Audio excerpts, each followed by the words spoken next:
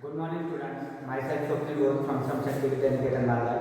During the last lecture of General Science, we have studied the different characteristics of living organism, like first characteristic, growth, okay, food is required for the growth. The second one is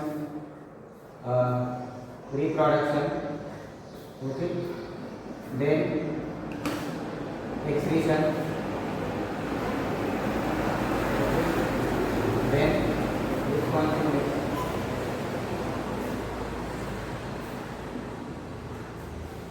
okay. After that we will study the next characteristic, the lifespan, okay. Some information we have taken during the last lecture, okay. Now I already told you that different animals having different lifespan. For example, human beings having average lifespan 80 or 70 to 80 years, okay. Then dogs have lifespan up to 25 years, 20 to 25 years. In your book, the lifespan is given 12 to 18 years, but some dogs will live up to 20 to 23 or 25 years, okay. Then ostrich, the lifespan of ostrich is near about 50 years, okay. Then some animals like cat having lifespan near about 13 to 15 years, okay. So different organisms having different lifespan. What is that? What is mean by lifespan? The period from the birth of an individual or birth of an organism to the death of an organism, it is called as lifespan, okay.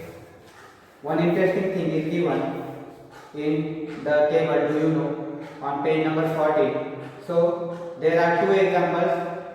One is one animal having biggest lifespan in the surface of the earth or on the surface of the earth, and one other living organism having less lifespan on the surface of the earth, okay. So first picture you will find the lifespan of the giant turtle found on the Galapagos Island in South America. So one turtle, the variety of turtle, it is called as giant turtle, which is found in South America.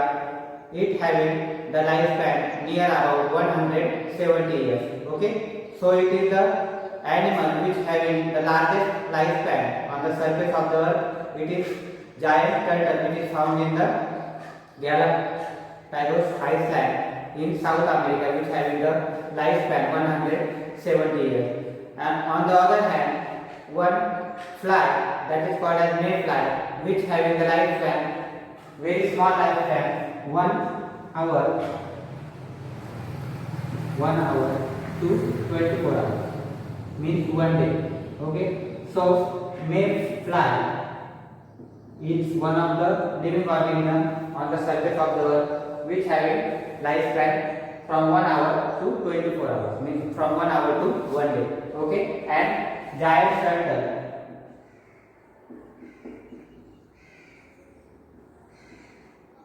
of South America having a lifespan near about 170 years, okay. So this giant turtle is the animal on the surface of the earth having more lifespan, okay. Now the next characteristics of living organism is a cellular structure.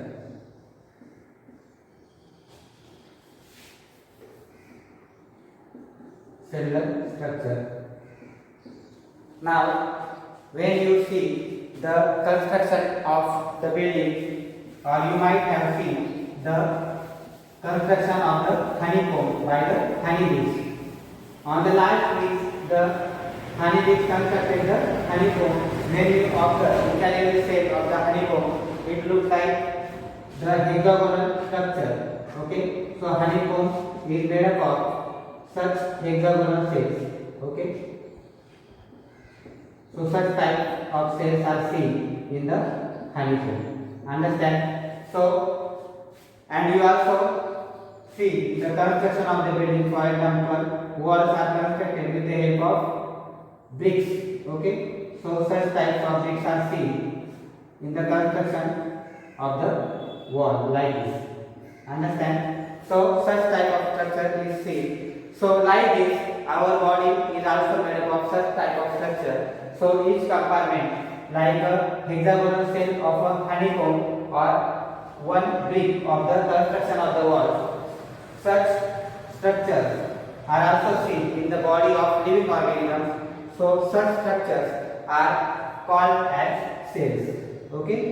So such structure is called as cell.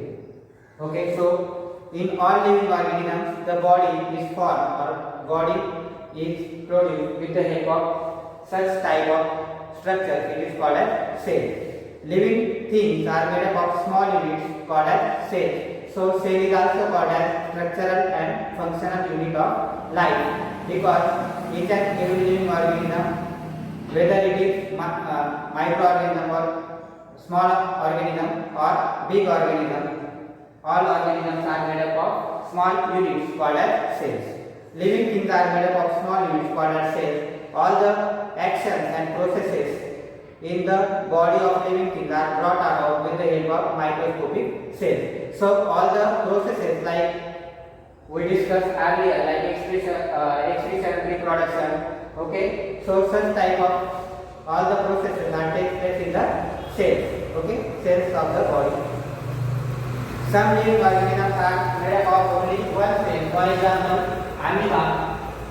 Okay, amoeba or other organisms like paramecium. Okay, so such type of organisms are formed with the help of only one cell. Okay, so such type of animals are called as, for example, this is amoeba. It is made up of only one cell, therefore it is called as unicellular. Unicellular organism. Or paramecium also. Paramecium is also made up of one cell, so it having such hair-like structure from outside the body. Okay, so such type of organisms are made up of only one cell, therefore it is called unicellular organism. Uni means one and cellular means cell. So these animals are made up of only one cell, therefore they are called as unicellular organisms. These unicellular organisms are very small or very microscopic structure, therefore they are not able to see by our naked eyes. Okay, so we require microscope to see such type of small animals like amoeba and paramecium. Understand? On the other hand, some living organisms like elephant or camel, then dog, okay, donkey, okay, such animals are big in size. They are able to see by our naked eyes very easily, and these animals are called as multicellular organisms. So multicellular organism means what? The body of living organism which is made up of more than one cell. They are called as multicellular organisms. Examples are dog, okay, elephant, then camel. So many examples are there. Rat, in plants also neem, okay, then mango. So all these examples are comes in the category of multicellular organisms. The amoeba and some other microorganisms are unicellular, while man, cow, mouse, bull, cockroach, elephant, banyan tree, okay, then onion plants. All these plants and animals are multicellular. All the characteristics of the living thing are seen in every cell of a living thing, whether it is unicellular or multicellular. Understand? So, whether the animal is unicellular or multicellular, each and every organism shows all these characteristics like growth, then food, they eat food, then they have ability of reproduction, excretion, responsiveness, the lifespan, a cellular structure. All these structures are seen in unicellular organisms as well as multicellular organisms. So these all are the characteristics of living organism. Okay. So the name of the chapter, the living world, is that first point we have seen the different characteristics of living organism. So which are the characteristics? Growth, reproduction, excretion, responsiveness, the lifespan and the cellular structure. All these characteristics are seen in living things. These characteristics are not seen or never seen in the non-living things. Understand? Now, one important point it is given in the green box on page number 15, institutes at work. The institute that work for the survey and conservation of the various plants and animals in different parts of the India are the Botanical Survey of India in 1890 and the Zoological Survey of India. So these institutes are established in 1819 and 1916 respectively. So these institutes give the valuable information regarding the plants and animals which are present on the earth's surface, as well as the plants and animals which are endangered, whose quantity is very less, and they give the information we should conserve these plants and animals. Okay, so for the different information or for obtaining different information regarding plants and animals, the two institutes were the name of the institutes are Botanical Survey of India and Zoological Survey of India. Okay, now one question is there: can you take in what ways the plants and animals useful to us? Now, for example, the animals which are useful to us, we call it as the domestic animals. For example, we take some examples of the animals that are useful to us. For example, we take one example of the domestic animal, that is dog. So what is the use of this animal? This animal is useful to take care of our house and it protects us from the thieves. Okay.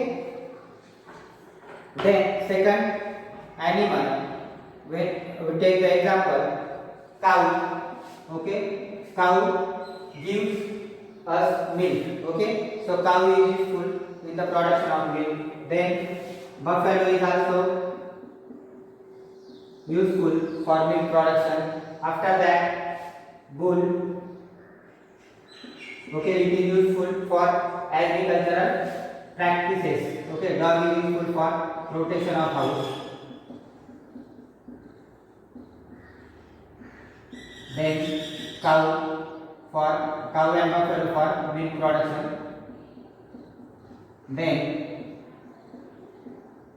bull is useful for agricultural practices. Okay, for agriculture. Understand? Then fish, prawns, crabs, they are useful as a food source of, they are called as source of food. Okay, so this is all about useful animals. Okay, useful animals.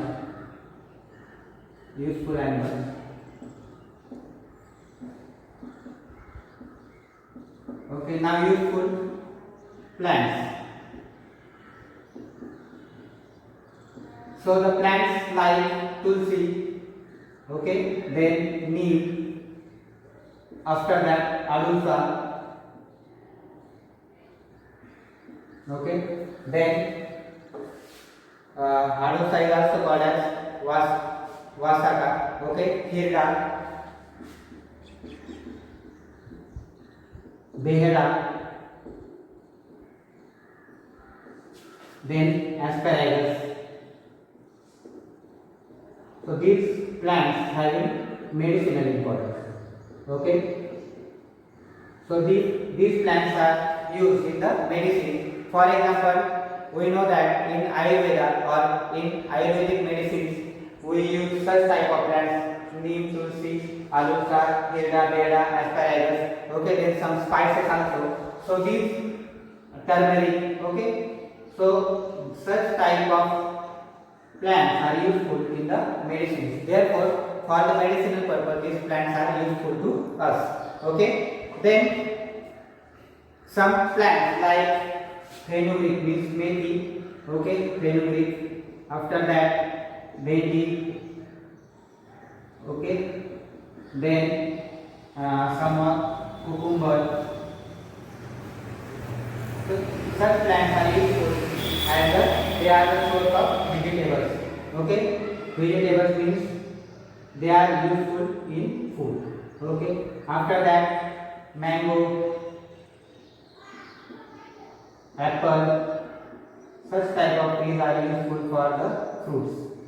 Okay, they give us the fruit. Okay, so these are the useful plants and animals we have seen. Okay, so these animals are useful to us as they are the sources of milk production, then protection of the house. After that, some animals are useful for agricultural practices.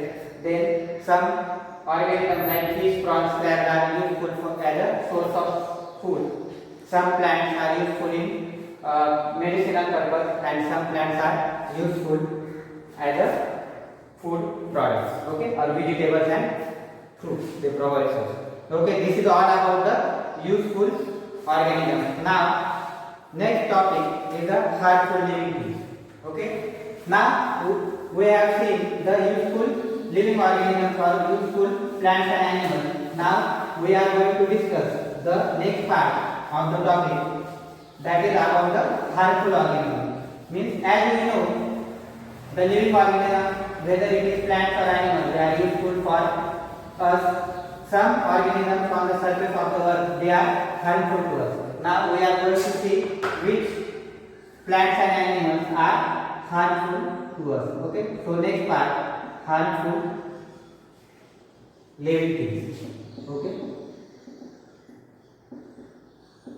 now first we discuss about the harmful animals. Okay, in harmful living things, some animals like cockroaches, okay, mice, cockroach, mice, then rat. Okay, after that flea, okay, some flies, mosquito, then flies. So such animals, then spider, lizard, snake, spider, lizard. Okay, these all are the harmful animals. Okay, so how cockroach is harmful to us? Cockroach spoils the food. Okay, so spoiling of food is taken place by the cockroach. Spoilage of food means the food material which is present in our house, which is destroyed by cockroach. Then mice and rat as well as mosquito, they are means due to this they spread diseases. Okay, various diseases. So mice, rat, mosquitoes, flies also. Okay, house fly. It is the most common organism in our house who spreads more diseases than other organisms. Okay, so house fly. So mice, rat, mosquitoes and flies, these are the organisms who spread diseases. Therefore, they are very harmful to human health or health of living things. Okay. Then lizards, spiders and snakes. These are the poisonous animals. Okay, poisonous animals. When they bite to the animals or living things, these living things may die. Okay, death occurs due to the biting of such organisms like snake, spider, lizard. Okay, so they are poisonous in nature and they spread the poison, or they are the harmful living organisms. Okay, then this is all about the animals who are harmful to us. Now, same as animals, some plants are also harmful to us. Which plants are harmful? Dodder. Okay, dodder is the weed. Okay, or parasitic plant who is harmful to the whole plant. Then some plants like in the previous lectures or the previous chapter we have seen the pitcher plant. Okay, then Drosera. Okay, they are harmful to insects because these plants ingest the insects for the digestion of nitrogen something. Okay, so it is harmful to insects. Okay, so some animals as well as some plants are harmful to living organisms. Understand? Then the last topic of this chapter is wild animals. Okay, what is meant by wild animals? The animals which are present in the forest. Okay, they are called as wild animals. Means wild animals are opposite to domestic animals. Means the animals which are rare like cow, buffalo, then dog, these are called as domestic animals. Opposite to that, the animals we are not able to rear them or we are not able to keep them in our house. They are called as wild animals. So these animals include tiger, okay, lion, then fox, okay, etc. So such type of animals, then leopards also.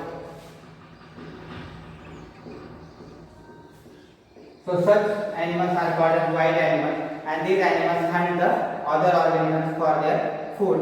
And one important point, due to deforestation, means man is responsible for deforestation. Means man cuts the large number of trees, and therefore these wild animals like lion, tiger or leopard, they come into the human settlement, means near to our house, and therefore they feed or they kill the persons or people and domestic animals like goat or cow. Okay, understand? So this is all about the living organisms. So this chapter is completed. From the next lecture we are going to start the next chapter. Okay, thank you.